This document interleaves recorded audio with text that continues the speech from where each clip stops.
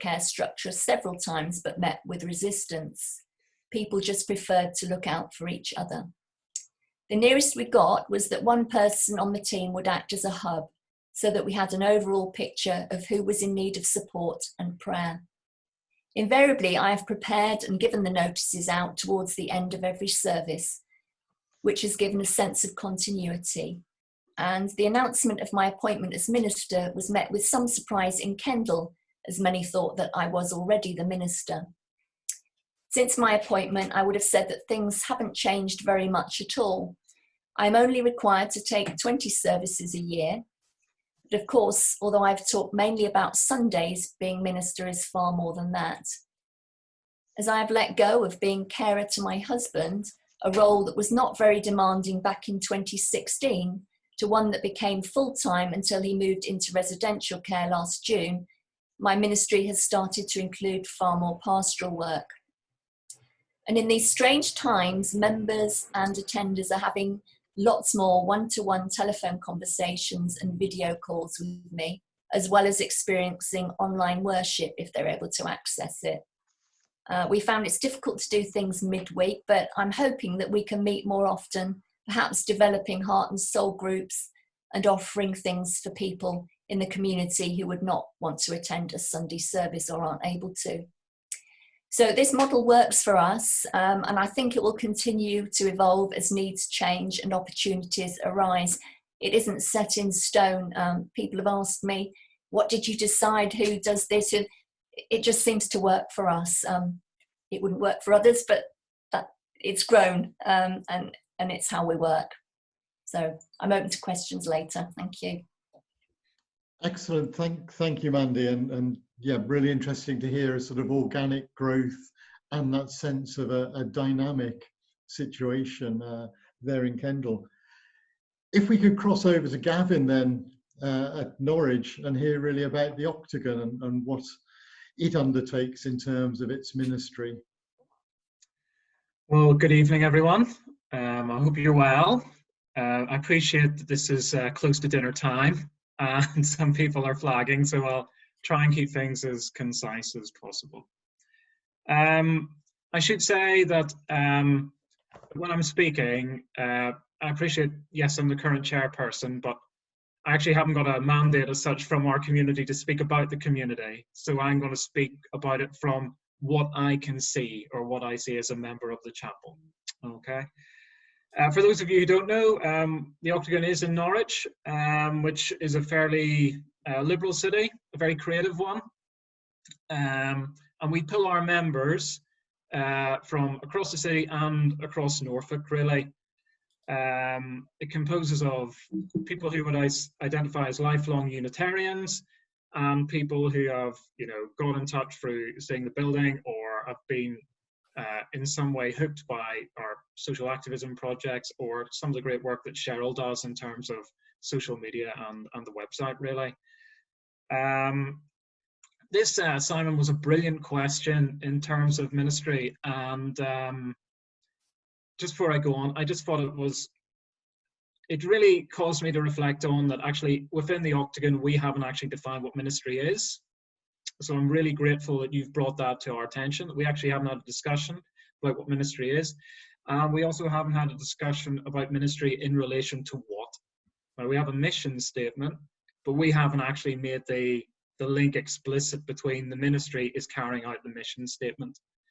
So, these are things which I'm taking back that I'm going to reflect on and bring to our community. So this is a really, really great conversation to have, Simon, so thank you. We don't have a minister at the Octagon Chapel, and I attach no value to that. That's just the way it is.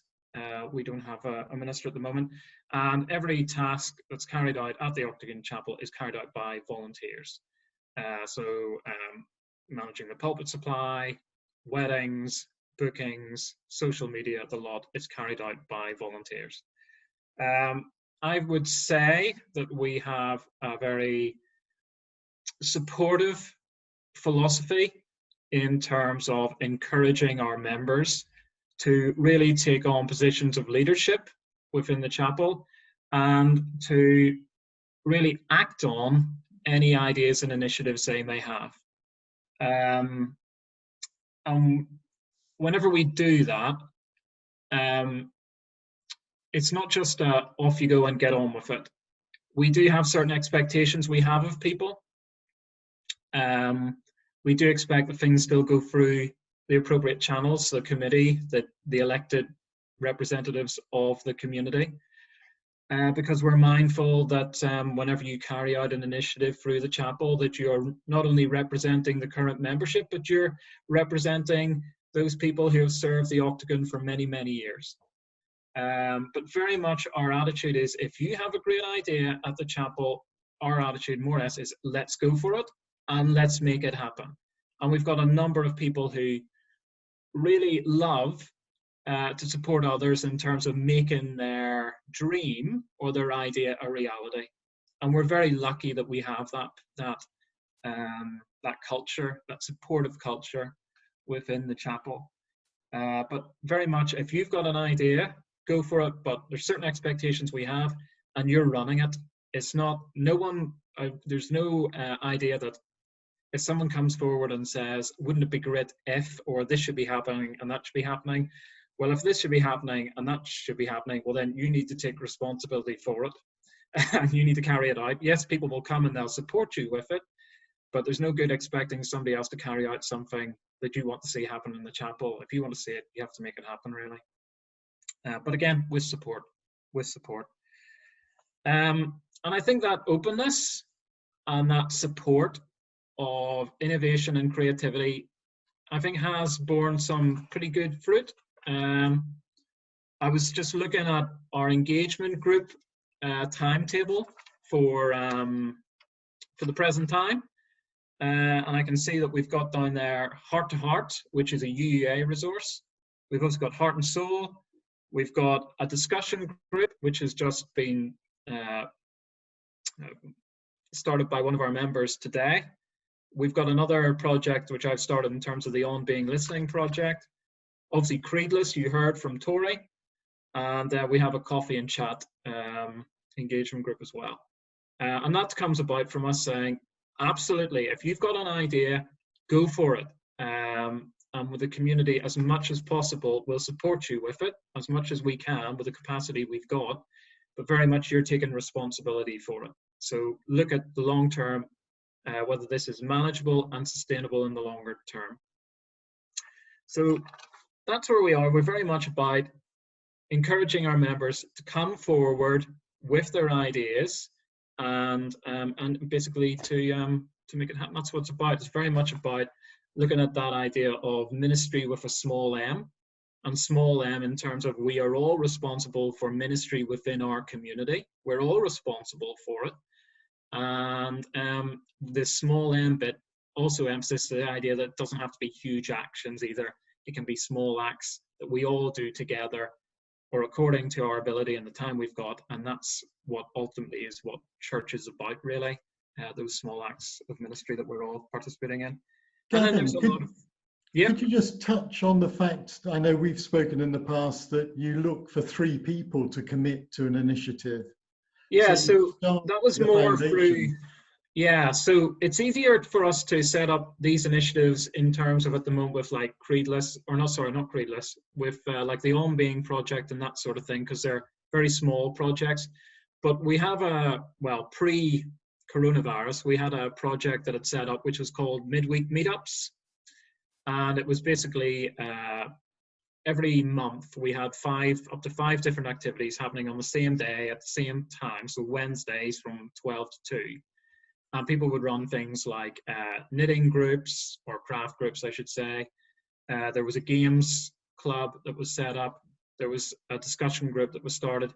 But in order to make those sustainable, one of the things that the community agreed to, or the working group that helped to inform this project, was one of the things we said, well, you've got to have 3 facilitators to make it work, so that it's manageable and sustainable, so that if it doesn't all get lumped on one person, that if somebody for very good reason has to drop out, the whole provision just doesn't fall flat on its face.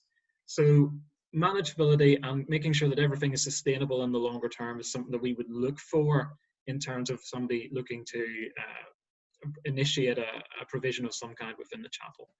It's something we really look at. So that's where we're at the moment. Obviously, there's a lot of other things go on in terms of externally, where members have, got involved with Pride in the city, Refugee Week, and what have you. So yeah, again, those are where members have a particular interest in that area, and again, they lead on making our representation on those events, such as Norwich Pride, Norwich City of Sanctuary, whatever it is. They have responsibility for making it happen, and the support from the community is normally good because we do like that type of collaborative working. So that's where we're at the moment. In terms of drawbacks, I think there's many. I should say before going, I think there's many benefits to the type of ministry loosely defined that we're using, because it's very much about. It's about upskilling members, it's about backing our members, it's about encouraging them to really engage in ministry in a way that's authentic to them, and putting a degree of responsibility on our members as well. Again, nobody's going to do this for you. The responsibility is with you. There is some limitations, though, that I see, particularly from my role as chair, in how this works. Trying to coordinate 58 volunteers potentially, although some will have very minimal involvement, it can be a bit of a headache. And also, when you look at some of the roles that now are being carried out in churches, as you will know yourself from working with treasurers today, these are now becoming a bit more complex. Safeguarding is becoming more complex, booking is becoming more complex, and these roles are becoming bigger and bigger. And actually, it's getting harder, I think, to try and get volunteers. There's obviously a willingness, but whenever you look at the amount that these roles now involve, I think it's going to be. I think it's hard to see how we can sustain that in the longer term, because just simply the roles are just getting so meaty and so complex. And the other thing I'm mindful of is, and I know that I don't know any organisation that doesn't talk about communication as one of its work-ons. But it is getting, I think, quite hard to how we look at effective communication internally, and also getting a degree of coherence in terms of what we're trying to achieve. But I think that's because we're doing ministry, but I don't think we're relating that back to our mission statement. I don't think we're going back to that each time, and even reviewing our mission statement and checking that's what we're about. So I can see some pitfalls. I'm more worried about as roles become more onerous and as people's working patterns change and life becomes more complicated, although it might change as a result of the pandemic. We might see a different way in terms of how people operate and operate in the world, but I'm more worried about us crumbling under our own weight rather than whittling away. And I think we need to seriously reflect on where we're at in relation to our mission statement and where we want to go, and start to think about ministry in relation to that. But I'm very lucky. I'd be the first to admit, just to round up, very, very lucky. I've got a very supportive congregation, and who, understand really well that ultimately how we are perceived, ultimately what we offer our membership, excuse me, is entirely up to us. If we want great engagement groups, the onus is on us as a membership to put those in place. If we want great Sunday services, the onus is on us to upskill internally in order to provide that. So I'm very lucky that I have a very supportive congregation in that way. Thank you. Thank you, Gavin, and I'm sure that will have triggered a number of questions and issues that people will want to raise, because I think the whole issue, clearly all congregations run with volunteers, but you've taken it to another level in the sense of commitment that people need to have in place. So fantastic, and again, a different style of operation. I'd like to ask now Phil from Ullet Road. Phil, if you could give us an insight into to how things run with you. Yeah, it's not just Ullet Road. I'm a part of the partnership, the Merseyside Unitarian Ministry Partnership, and that involves 6 congregations. That's Southport Unitarians, Wirral Unitarians, Ullet Road Church, Park Lane Chapel, Warrington Cairo Street Chapel, and Matthew Henry Chapel in Chester. So there's 3 congregations in the partnership. I minister to 3, and Reverend Bob Janis Dillon, he ministers to 3. The 3 that I minister to are Southport, Ullet Road, and the Wirral Unitarians. All the congregations, they provide the stipend, and the district also provides some of the stipend. Models of my ministry, I can just talk a little bit about what I do with my congregations. Some of them are resonating what's already been said. I do coffee and chats within all the areas of the Wirral and Southport. We have discovery groups, which is in the Wirral. I do history lectures in Southport. I do Waking the Soul, which is outreach, going out into the community, which is similar to what I did with Colours of Grief, going out into the community, going into community settings and not staying within the church. So I was always trying to sort of reach out into the communities. At Ullet Road Church, we've developed a singing group, a football club, which we sorted 2 years ago, which all comprise of refugees and asylum seekers. We did lay worship training this year, so we've got 7 lay preachers in the Merseyside district that we can call upon. My ministry, my services with my church, I tend to do 2 Sunday services each Sunday. So usually Ullet Road's 11 o'clock, and then the first and third Sunday are 2:30 in Southport, and the Wirral Unitarians, they're at 6:30 normally on the second and fourth Sunday. So typically I do 2 services each Sunday. It's all about creating community. It's all about empowering the congregation, and what Gavin said about where they would like to go and supporting that. All my congregations have seen a certain level of growth, but I'm especially proud of Southport congregation because that was on the verge of closing, and now that's really sort of doubled, nearly tripled its numbers. It started off with 5, but we're having good numbers with the congregation. So very proud of Southport because it was on the edge of closing. So it's been very important that the minister's been consistent, and I hear voices that it's good to have alternatives and different styles of ministry. But for me, as a minister, being consistent is a way and a form of growth. And I've seen that especially with Ullet Road. On average, we have about between 45 and up to 60 on a Sunday. And with our Sunday school, we have up to 10 to 17 children come on our Sunday school. I was very sort of mindful that we sort of lent too heavily on volunteers for our Sunday school teachers. And so I suggested to the congregation that we pay a Sunday school teacher, and that's paid dividends because I started intermittently with 2 children, and now we can get up to 17 children on a Sunday. But on average, we're looking at 9 to 10. I think that's all I'll say for now. I'll wait for some questions and answers to come, to me. Excellent, Phil, and thank you. And yes, I should have remembered the partnership element of your role. Well, what I'd like to propose, because it can get very messy if we unmute everyone, is if you could ask questions in the chat and specify whether that's for one of the speakers or for the whole panel, and then I'll relay that across. So the first question that's come up is I guess for Gavin. And in one sense, Gavin, you spoke about the number of individual or small group activities. Are there occasions when the whole of the church come together, as it were, to work on an initiative, or is it small splinter groups always? I suppose, gosh, whole chapel projects. I'm trying to think on the spot.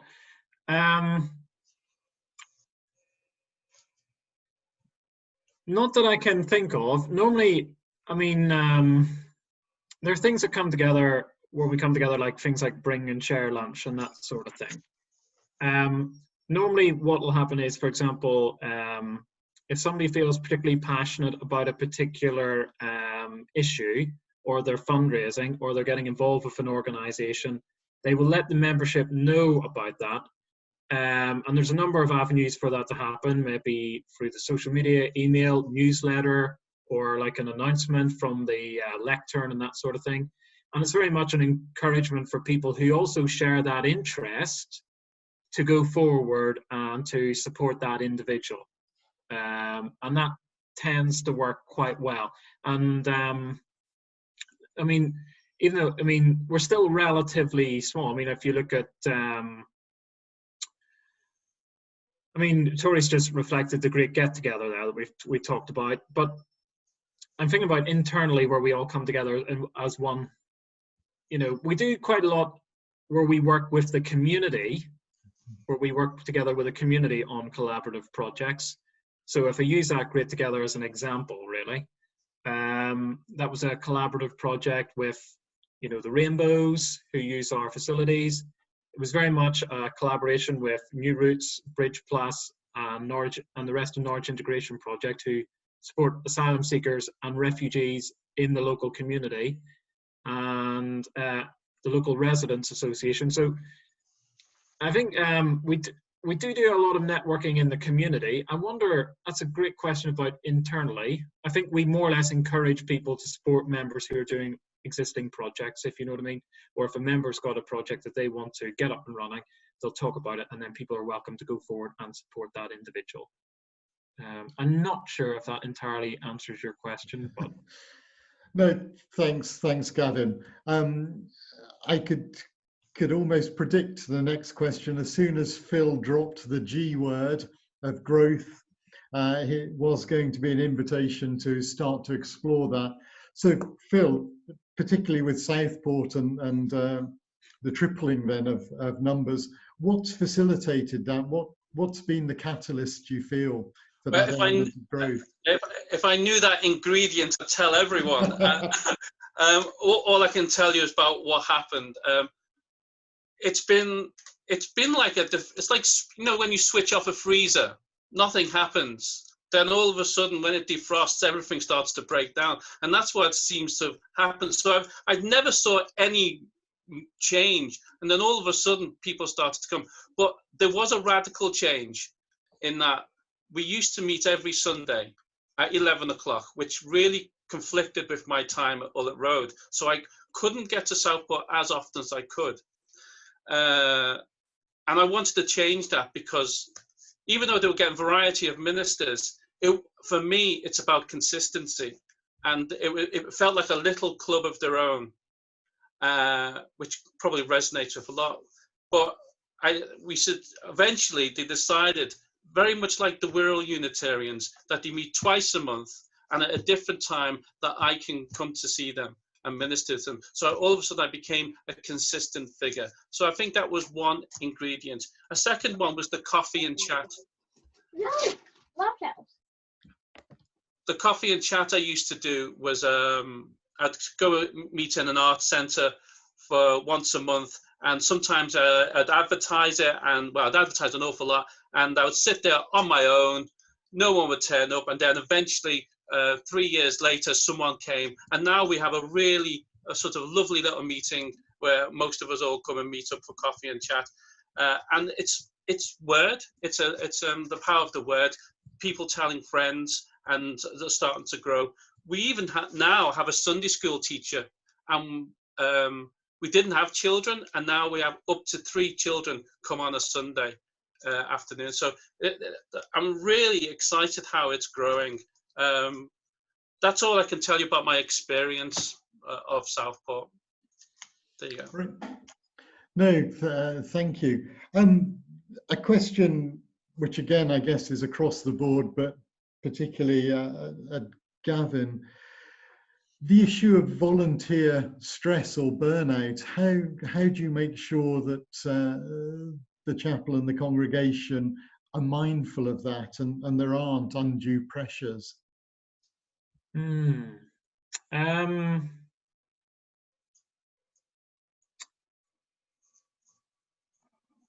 I suppose we don't have a formal system for picking up on that. Yeah, that's maybe picked up, you maybe touched on a bit of a hole or a bit of a blind spot there. normally, I mean, people are quite good, obviously, within any social group. There are little, groups within that as well. And normally people will get some degree of support from within those little groups, but we don't have a means of, dare I say it, and we probably should, just assessing our volunteer well-being across the board and seeing where people are at.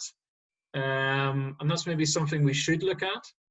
But one thing we do try to make sure is that people can only offer what they've got, and we, if somebody is finding things hard at that particular moment, just say, I mean, I've, before we had somebody overseeing the bookings process, it became too onerous. They just said, look, this is unmanageable. I need to give this back. And we took it back without any issues, because obviously we want to support that member. It was just too big a task at that time. But I don't think we have a formalized way of assessing where our members are at certain points. So that's a great point. And that's maybe something we need to go and we need to look at, But it's very much about people giving what they can. For some people, volunteering involves saying hello to people. That's it. And welcoming people. That's about it. Yeah, I think we maybe need to look at how we do that properly, how we assess. It's a great question. Thank you. Mandy, would you have a view, again, given the fact that one of the issues of any sort of growth is going to mean that there are new people coming into the chapel or congregation, and how you manage or decide when to sort of seek a volunteer's role to go forward? We take great care not to pounce on anyone. So some people will be there every Sunday without fail. Some people dip in and dip out. And when we have on our fifth Sunday, when we have shared worship, then I encourage people to take part, and that is times of spontaneity, which is always lovely when people are sharing something from their heart space, and we get to know each other a bit better. That seems to go down really well. But I don't think we would ever sort of say to someone, you need to do this. We don't even ask people to become members. We wait for people to step up, but we're always open to ideas. What would people like to do? Yeah. Well, thank you. Okay, Phil, the next question will have an element of sort of a surprise, in the sense that the question's asked how you work in a partnership with Bob, and we're lucky to have Bob in the room as well, so I will unmute him for his perspective as well.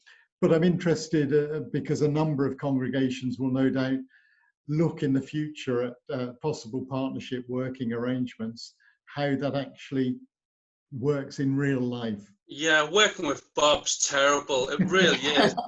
Just nightmare. When he came, it's no, not a yank. No, what I'm saying, Bob is a great fella. It's I think having a colleague in working together is absolutely amazing, because you've got an anchor, you've got someone to turn to straight away for support. So we're sort of soundboards for each other, and we come together when we need to talk about our ministry. Self-evident, really, but it's just knowing that you've got an anchor and some support during your ministry. And I would recommend it to all congregations, all districts, to have this type of model. Yeah. Could I touch on then with Bob as well? Eric's asked, how do you ensure consistency in a model where you're sharing responsibilities?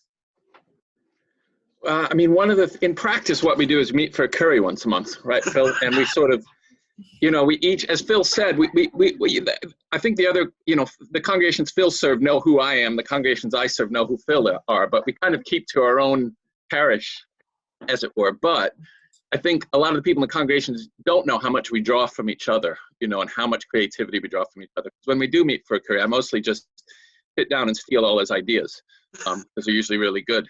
So that's basically, there's that, and it's really good to have a regular compadre, that we can come together and just kind of talk about what's going on in the congregation, have some strategies, just think about all that, and there's so much comes out of that kind of meeting, and it's just really, I find so much comes out of that collegiality with Phil.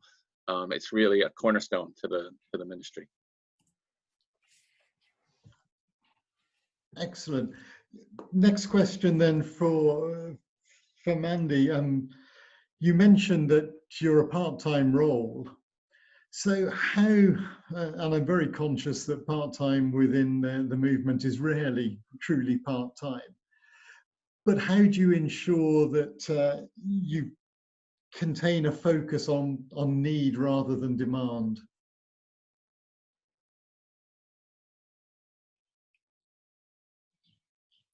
My priority is to make sure that there is a service on a Sunday and that it is thoroughly prepared and presented. That's the only way I can do it. I think my congregation are quite amazing actually, in that they're most concerned not to put too much of a burden or demand upon me being part-time.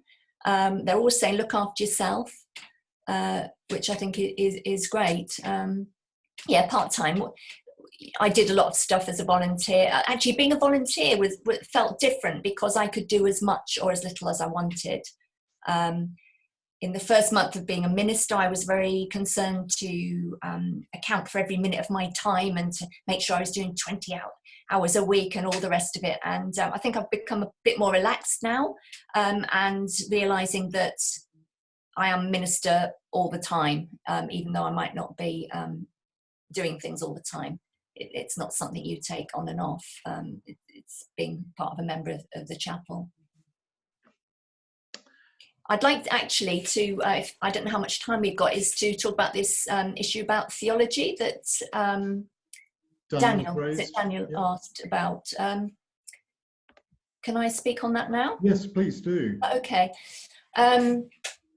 Ministers, theologian in residence. Yeah, I come from Church of England, nonconformist background. In my time, I've been sort of hyper-Calvinist. Theology was very, very important. Moving into Unitarian circles, I think theology is a little problematic in that I'm mindful that in my congregation there are theists, non-theists, people with such widely varied views. And somebody actually in my congregation is here and has sent me a little private chat. Have you spoken about build your own theology? That's something that a group of us did, about 10 of us did a little while ago. People new to Unitarian movement and ones that have been there a long time. And people found that so valuable. It's about developing your own theology, not being told. And they want to continue that discussion. And I think other people want to join it. So things like that are where I see the theology coming into it.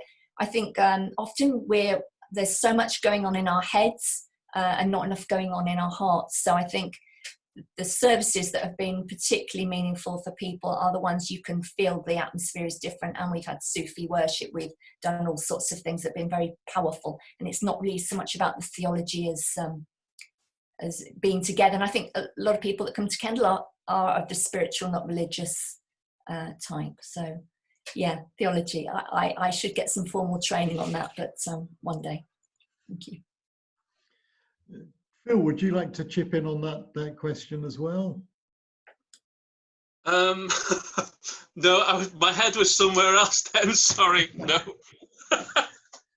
No problem at all. There are two questions here hanging. One is to Phil and to Gavin regarding how you engage with a younger demographic. Again, I don't know who'd like to take that. Probably Gavin, with your part-time hat on as well, might want to start. I was thinking about that. It's a great question. First of all, I'm always mindful within a Unitarian or any church context, what do we actually mean by younger for a start? I'm very interested in what that is. Or is it young people or children? Because I actually think younger people within our denomination isn't necessarily people who are children or teenagers. or people just out of university. I'm wondering, in terms of reaching out to younger people, I'm wondering why focus on them as well. And I'm mindful that while not speaking in a youth officer capacity, I'm mindful of why focus on them. Because there's lots of other different needs that could be met that you might be better equipped for, potentially. I'm wondering as well what the offering is. And I'm wondering how you came to that offering. I used the word assessment earlier, that something that we need to do, maybe as a chapels, we need to assess where our volunteers are in terms of burnout. And I'm wondering if there's a role for assessment in terms of speaking to people who you want to target within your community about, well, actually, what are your needs, and can we play a role in helping you meet those needs? I'm thinking that. And starting a dialogue and building a relationship, because I think that's ultimately how people come in, really, isn't it? That they know and they trust and they know what's going on in terms of the space. So I suppose my questions are, you know, why young people to start with? You know, why young people? What's the offering? You know, and how are you coming to that offering? Is it something you're putting on, or is it something you're asking those potential visitors? Yeah, that's what I'm thinking at the moment. Yeah, but the why young people is an interesting question, I think. There's lots of other demographics. You know. Yeah, no, well, I was careful to say a younger demographic rather yeah, than young people. I agree, yeah. Because But even what is that? What is a younger demographic in a Unitarian context? What is that? Mm-hmm. Yeah, it's, well, I suspect anything from 40 plus, right up to pushing some boundaries. Oh, well, one definition here is under 65, which I think it is an interesting issue for all of the chapels or congregations who feel they want a younger demographic to better understand the profile of their community, because sometimes actually younger people aren't within that locality, and to understand, whilst there can be a drive for the young people of the movement, very often it is going to be those 50 plus who are starting to re-reflect on the spirituality, who may well actually be the growth sector, as it were, for the future. We have a question on, can you just explain what district ministry is as opposed to two different congregations? Phil and Bob, and I'm conscious we've also got Martin in the room, whether there's anything you'd like to talk on that.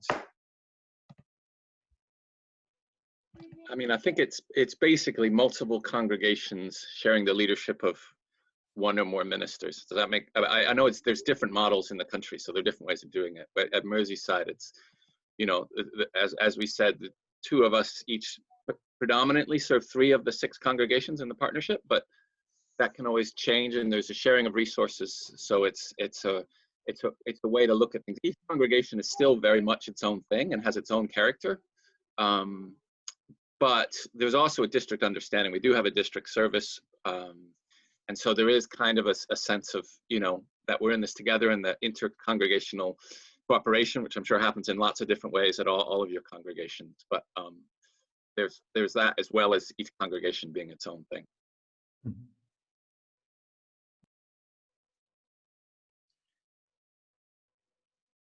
Okay, I'm just trying to see if we've got any more questions coming in.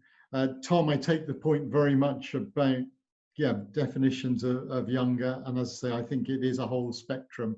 I guess my comments were aimed at those congregations that feel younger means you merely define that as being sort of youth or children's work, and I think we've probably got a wider need than looking at that. But I do take your point that the movement has something to offer everybody.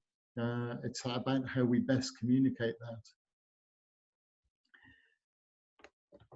Any other questions? Because we are running up to tea time, and I am very aware that you've had a fantastically long day in front of the screen. Everyone looks well awake still, which is fantastic. Well, on the basis that there are no more questions coming through, I'd like to thank our speakers, Gavin, Mandy and Phil, with our guest, Bob, as well. You've given us an insight into 3 very different congregational settings. There are clearly some common challenges, but I think it's really interesting how each of you have tailored to your community and listened and responded to the community you serve as the way forward. Thank you very much for everybody in the room. I'm conscious this format rarely allows us to have the sort of conversations and side chats that would normally happen, but I do think you being able to ask some questions at the panel allows us to run on a timescale that hopefully enables us all to move on to the next meetings. But thank you very much. I'm going to shut down the meeting in about 30 seconds. So please enjoy the rest of the evening. Stay safe, stay well, and stay healthy. And thank you very much for attending. Goodbye.